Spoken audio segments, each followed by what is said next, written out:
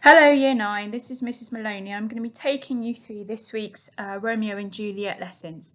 So we're going to start with a recap from last lesson, okay? And if you remember, Romeo hasn't received the friar's letter, it hasn't got through to him. And that's really important because that's got the plan on it, hasn't it, about how Juliet's going to fake her own death and Romeo will go to the tomb and they'll run away together. When he realises this, he visits Juliet's tomb and finds her lifeless body. As a result of this, he kills himself with poison, and this makes him a tragic character.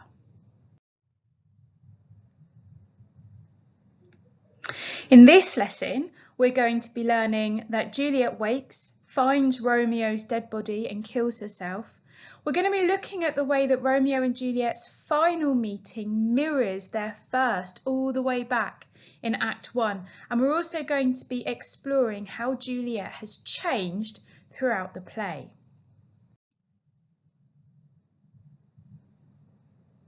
So to get us thinking, we're going to consider this question. Why did Romeo kill himself? Okay, what were the factors that led up to him taking this drastic and dramatic course of action?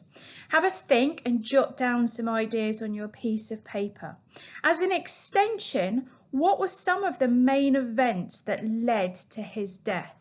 So pause the recording now and just write down your ideas and have a think about this question on the slide.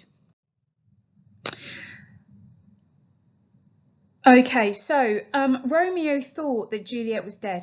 He visited her in her family's tomb and he found her lifeless body. Okay, and he really truly believed that she was dead. So he'd stopped on the way and brought strong poison and he used that to kill himself.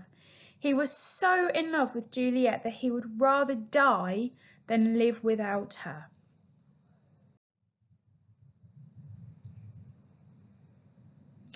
So we're going to read now from the moment that Juliet wakes up in the tomb. Friar Lawrence is also there, and on the next couple of slides I've put the extracts that we're going to need, okay? I've put the No Fear Shakespeare, so we've got the Shakespearean extract, and we've also got it in a modern day translation to help us to really understand the language.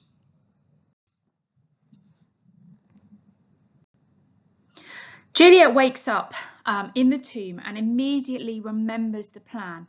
And the first thing she does is asks the friar where Romeo is. So we're going to read this here, okay?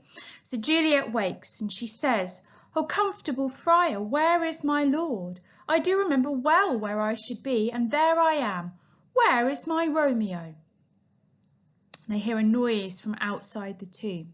And Friar Lawrence replies, "I hear some noise. Lady, come from that nest of death, contagion and unnatural sleep. A greater power than we can contradict hath thwarted our intents. Come, come away. Thy husband in thy bosom there lies dead, and Paris too. Come, I'll dispose of thee among a sisterhood of holy nuns. Stay not to question, for the watch is coming. Come, go, good Juliet, I dare no longer stay." So Juliet wakes up and the first thing she does is say, "Where is Romeo?" She remembers exactly what's meant to be going on. She's in the place she expected to be, but all she really wants to know is where Romeo is.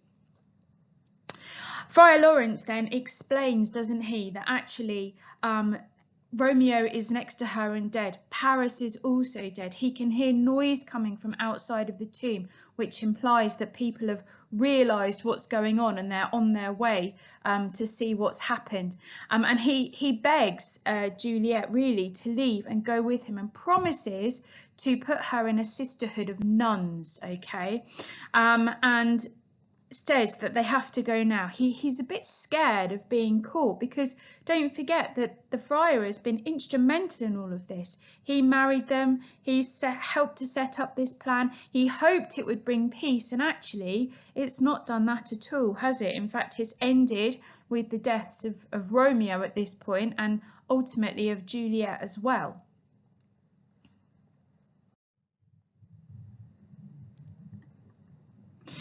Juliet refuses to go with the friar and instead looks to see if any of Romeo's poison is left on his lips so that she can die with him. When she finds there isn't, she takes Romeo's dagger and she stabs herself. And we'll read that little extract now. So Juliet says, "Go, get thee hence, for I will not away." And Friar Lawrence actually does leave her. Juliet then says, "What's here? A cup, closed in my true love's hand? Poison, I see, hath been his timeless end. Oh, churl, drunk all, and left no friendly drop to help me after. I will kiss thy lips. Haply some poison yet doth hang on them to make me die with a restorative." And she kisses Romeo. "Thy lips are warm." And at this moment the watchmen enter and Paris's page, and the chief watchman says, "Lead, boy, which way?" Juliet hears the noise and says, "Yea, noise? Then I'll be brief. O happy dagger, this is thy sheath. There rust, and let me die." And she stabs herself with Romeo's dagger and dies. So here Juliet says, "I'm not going. I'm not leaving with you." And then she looks at Romeo and she sees that there's a cup that held the poison closed in Romeo's hands. And she says, "He's drunk it all. He hasn't left anything to help me." So she thinks if she kisses his lips, there might be enough poison on them to help her die. And then she hears the noise and she realizes she's got to hurry. So instead she takes Romeo's dagger and she stabs herself with it and dies next to his body in the tomb.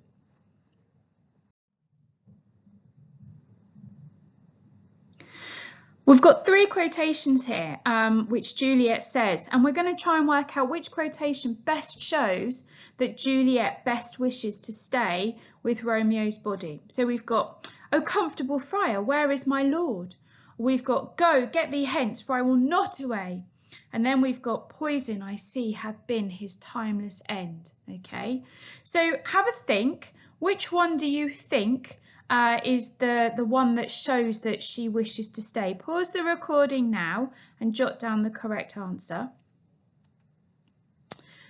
We can see then that it's answer B. "Go get thee hence, for I will not away."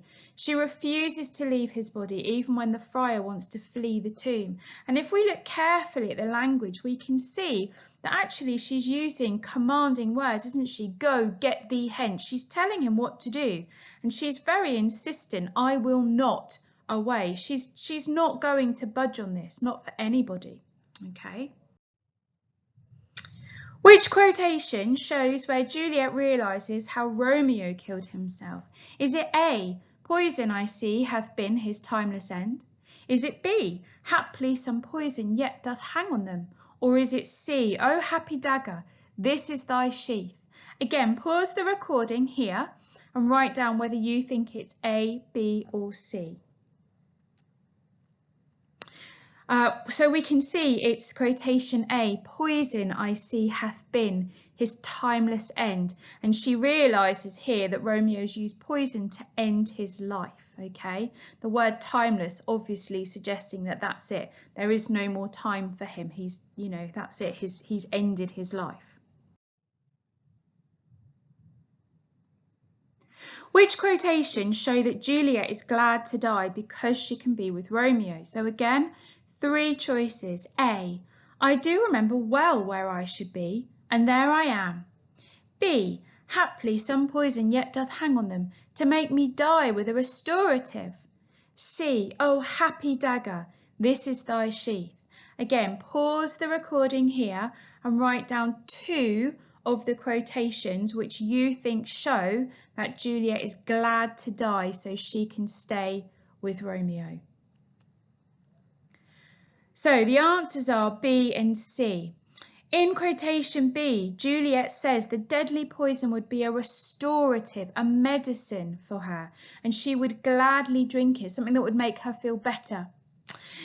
In quotation C, she describes the dagger as happy because it will reunite her with Romeo in death.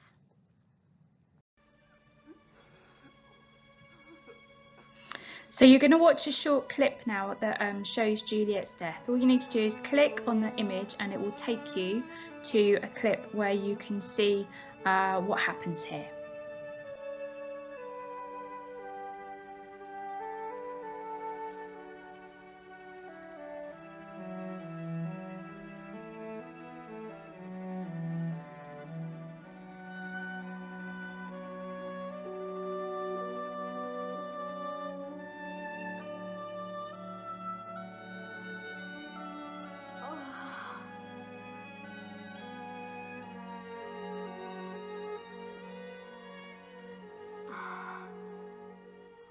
uncomfortable friar. Where is my lord? I do remember well where I should be, and there I am. Where is my Romeo? I hear some noise. Oh, where is my Romeo? Oh, lady, come from this nest of death, contagion, and unnatural sleep. A greater power than we can contradict hath thwarted our intents. Come along. The watch is coming. Where is my Romeo? Huh?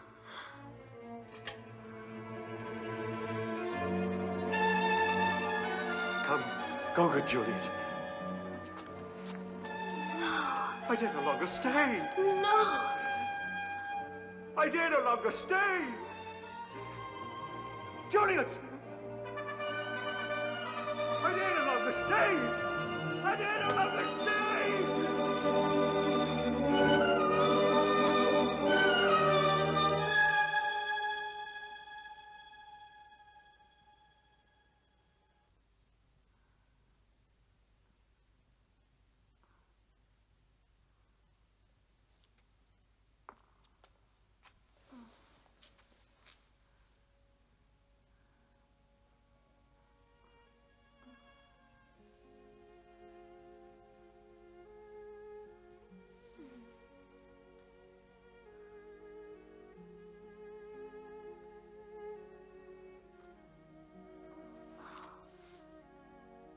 What's here?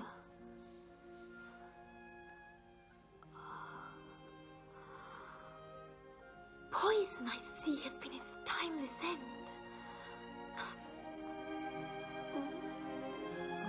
Oh, Cha, drunk all and left no friendly drop to help me after.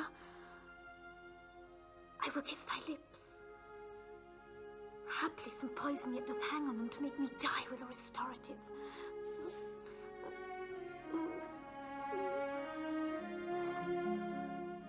Thy lips are warm.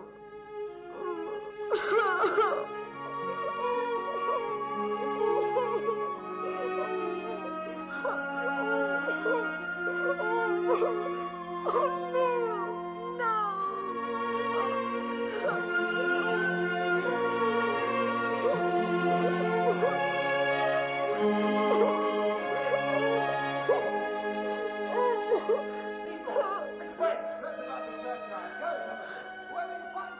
Yea, noise.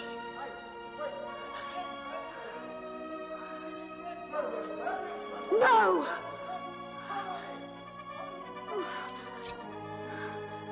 Then I'll be brief. Oh, happy dagger. This is thy sheath. There rust and let me die. Ah! Ah! Ah!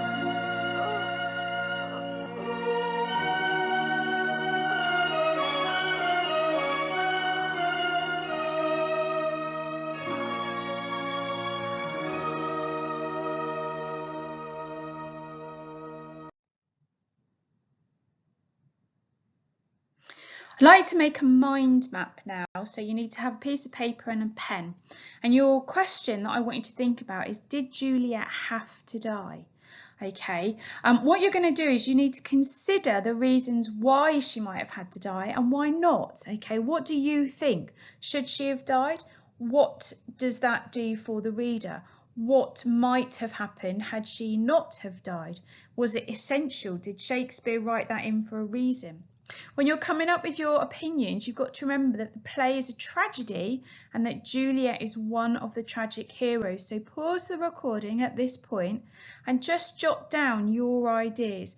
Was it essential for Juliet to die? If so, why? If not, why not? Have a think about it.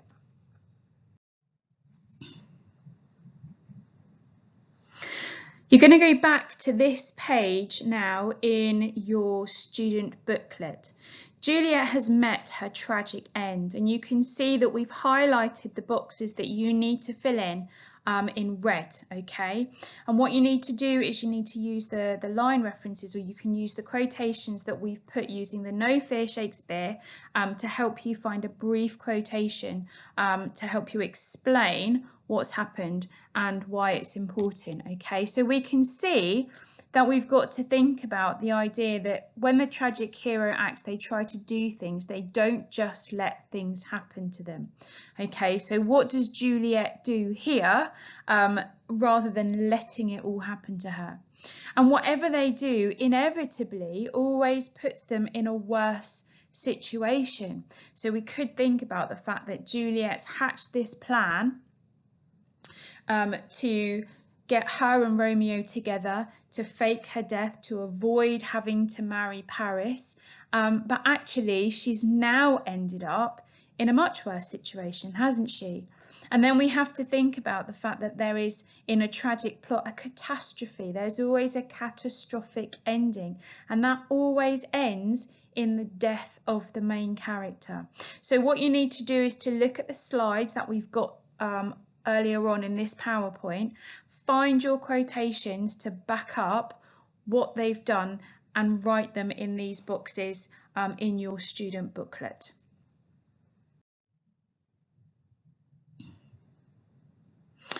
Okay, so now we're going to cast our minds back to Act 1 when Romeo and Juliet have just met, okay, and we're going to think about their first kiss at the Capulets' masked ball. Okay, and if you remember, and we've looked at this before, Romeo says, "Then move not, while my prayers effect I take.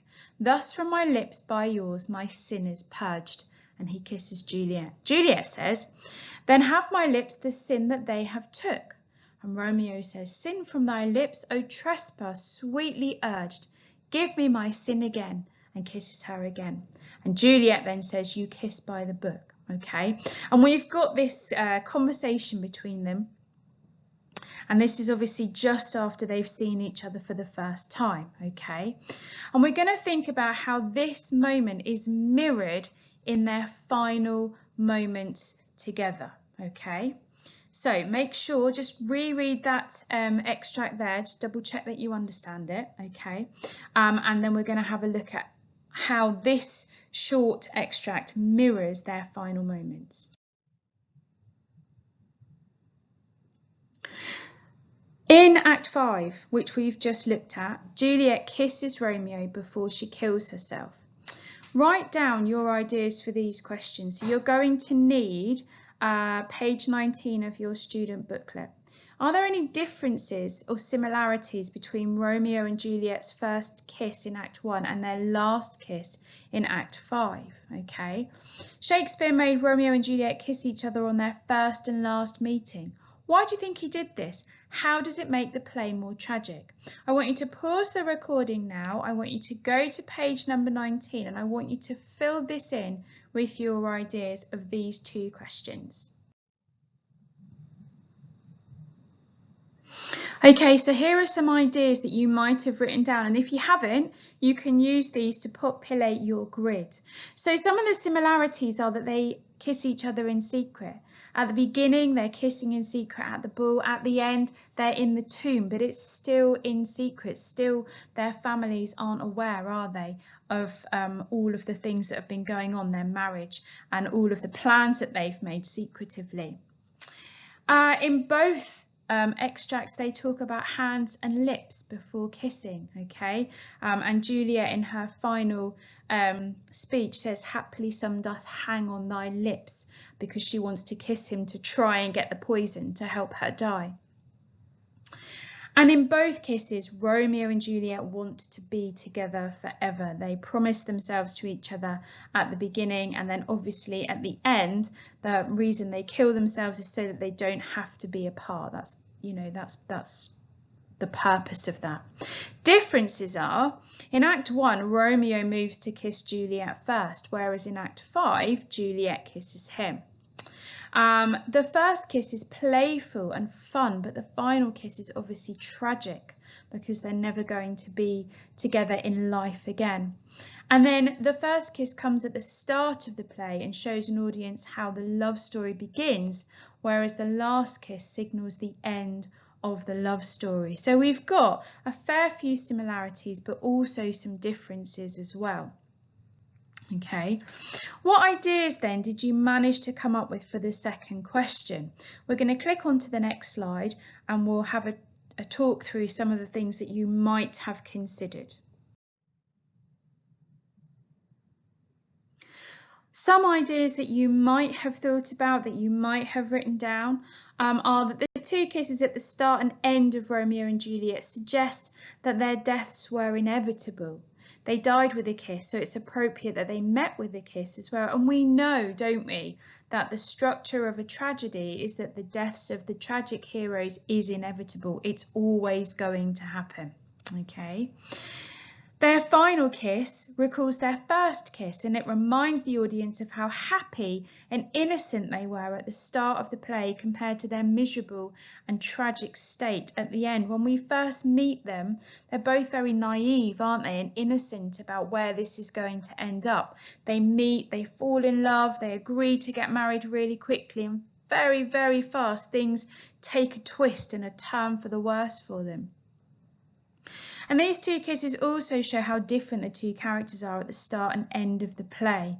So we know that both characters have changed a lot between the two kisses, and we're going to think about that in just a second. So again, hopefully you thought of some of these ideas, but if you didn't, pause the recording now and make a note of these in your student booklet. We're going to make a list now of the ways that Juliet has changed throughout the play. We're going to think about how she acted and behaved at the start of the play, what she does later on at the end, and how those two things are different. Okay, so we've got some key vocabulary here which you can use, all right, and we can apply these to Juliet at different points in the play. So we've got the idea that she's loyal, okay, that she kind of stays true to the things and the people that she cares about. We've got the idea of family and that being important to her. We've got the idea of independence, the fact of her wanting to spread her wings and do her own thing.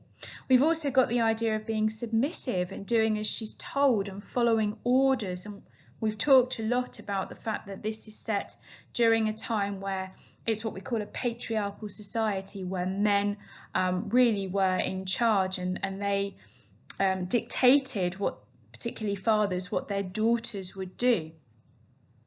But we've also got the idea that she's determined and that once she's kind of made her mind up, nothing's going to stop her. We've also got the notion that she's quite quiet.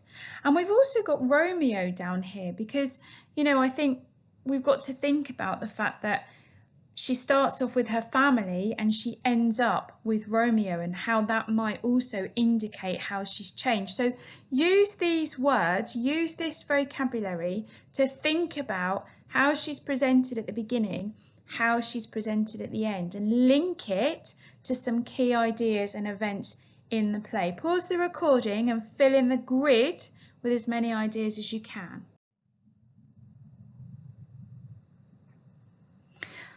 Okay, so hopefully you managed to come up with some of these ideas here. Okay, so at the start of the play, she's submissive, she's obedient, she does what she's told.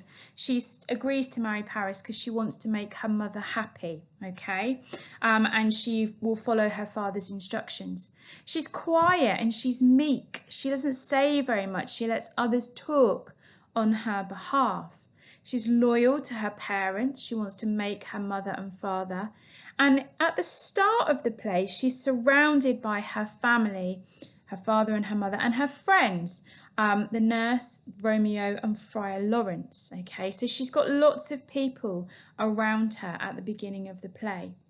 By the end of the play, we've seen that she is independent and determined. She does what she wants and she will not be ruled by others. She completely disobeys her parents and she marries Romeo in secret. She's loud, she's assertive, she says what she wants to do and she's proud to do so. She stands up to Lord Capulet and refuses to marry Paris, and we see her really stand up for her own rights and defend herself there.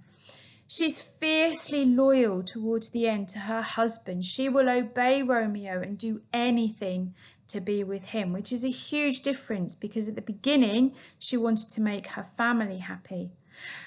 And by the end she is independent, but she's also isolated. She can't speak to her family or her friends. She's completely alone and she loses everyone in her life. And even in her final moments, the friar deserts her and doesn't stick by her. So we see dramatic changes in Juliet from the start to the end of the play. So it's really important that if you haven't made a note of these, or if you were struggling to come up with some of these ideas, that you now jot these down in the grid in that page in your student booklet. So pause the recording and make sure you've got some of these jotted down. To finish today's lesson, we're going to identify which statements about Juliet's death are correct. A. Juliet killed herself because she was too scared of what her father would say about marrying Romeo. B. Just like Romeo, Juliet could not bear to live without the person she loved. C. Lord Capulet will be glad his daughter is dead because she refused to marry Paris. D. Juliet hoped that her death would reunite her with Romeo. E. Thy lips are warm proves that Romeo is actually still alive and so Juliet did not need to kill herself. Pause the recording and jot down which statements you believe to be correct. Hopefully you wrote down statement B, just like Romeo, Juliet couldn't bear to live without the person she loved, and D, that Juliet hoped that her death would reunite her with Romeo. Okay, so we've covered now the deaths of the two main characters, and in the next lesson this week we're going to look at the actual final ending of the play and kind of sum up what's happened all through it. Okay, well done Year 9, you've done fantastically well in this lesson. Make sure that you've completed the tasks in your student booklet that you've been asked to do, and obviously you can go back and re-listen and re-watch any of the clips on here as many times as you want. Okay, take care Year 9 and I will speak to you very soon. Bye for now.